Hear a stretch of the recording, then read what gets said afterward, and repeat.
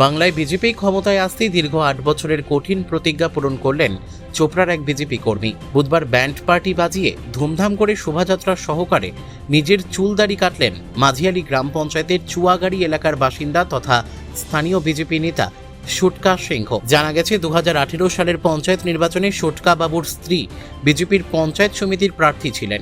অভিযোগ ওঠে, শাসক দল তৃণমূলের সন্ত্রাসের কারণে বিরোধীরা কাউন্টিং সেন্টারে ঢুকতেই পারেনি, ফলে ভোট গণনাই থমকে যায়। ভোটাধিকার হরণের প্রতিবাদে সুটকা সিংহ শপথ নেন, যতদিন না রাজ্য থেকে তৃণমূল সরকারের পতন ঘটছে এবং বিজেপি ক্ষমতায় আসছে ততদিন তিনি চুলদাড়ি কাটবেন না। গত ৮ বছরে সুটকা বাবুর ঠাকুরদা ও জেঠিমা সহ পরিবারের বেশ কয়েকজন সদস্য মারা যান। তার ঠাকুরদার মৃত্যুর পর সামাজিক নিয়ম মেনে চুলদাড়ি কাটার জন্য চারপাশ থেকে তীব্র চাপ আসে, কিন্তু নিজের প্রতিজ্ঞায় অনড় সুটকা বাবু সাফ জানিয়ে দেন, দল ক্ষমতায় না আসা পর্যন্ত তিনি চুল ছোঁয়াবেন না। ২৬-এর বিধানসভা নির্বাচনে রাজ্যে বিজেপি সরকার করতেই অবশেষে আসে সেই মাহেন্দ্রক্ষণ। বুধবার খোজারুগঞ্জ এলাকার উত্তরবাহী ডাউক নদীর তীরে নিয়ম মেনে চুলদাড়ি কাটেন সুটকা সিংহ, তারপর নদীতে ডুব দিয়ে তা ভাসিয়ে দেন।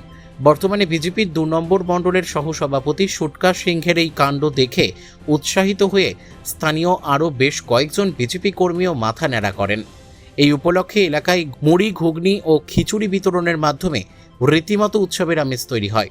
সুটকা বাবুর এই অনড় রাজনৈতিক জেদকে কুর্নিশ জানিয়েছেন বিজেপি নেতৃত্ব। বিষয় হলো, আপনারা সবাই জানেন, আপনারা মিডিয়া বন্ধুরা জানেন, সাধারণ মানুষ থেকে শুরু করে সবাই জানে যে টিএমসির যে দুর্নীতি আর টিএমসির যে শাসন, যেটা এক ধরনের তালিবানি শাসন, মানুষ কথা বলতে চাইলেও সে কথাটা বলতে পারছে না।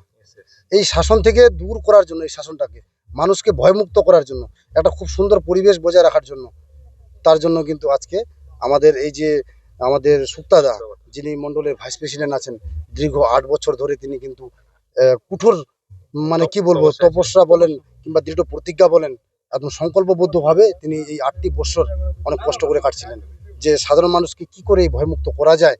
এবং এই টিএমসির বিরুদ্ধে আমরা, দুর্নীতির বিরুদ্ধে আমরা যেমন লড়াই করেছি, তার সাথে সাথে সাধারণ জনগণকে আমরা সচেতন করতে পেরেছি বলে আজকে আমরা এই ভয়মুক্ত পরিবেশকে দূর করতে পেরেছি। এই পশ্চিম বিজেপি কর্মীদের উদ্দেশ্যে আজকের এই উদ্দেশ্যকে নিয়ে আমি এটাই সাধারণ মানুষের বার্তা দিব, আগামী দিনে ভারতীয় জনতা পার্টি ক্ষমতায় আসছে, সুন্দর একটা পরিবেশ গড়ে তুলবে এবং তার সাথে সাথে কর্মসংস্থান তৈরি হবে।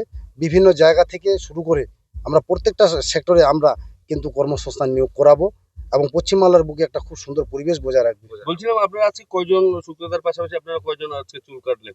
আমরা আজকে এখানে উপস্থিত আছি এখানে 6 জনের মতো, আমরা 6 জন আমরা খুশিতে আনন্দে যে আজকে এত সুন্দর একটা পরিবেশ, যে পরিবেশকে আমরা দূর করতে পেরেছি, যে একটা মানে কালা শাসন, এই কালা শাসনকে একটা অন্ধকার থেকে আমরা যে এই জগতে আমরা একটা আলো ফুটাতে পেরেছি, এটাই আমাদের মূল কারণ।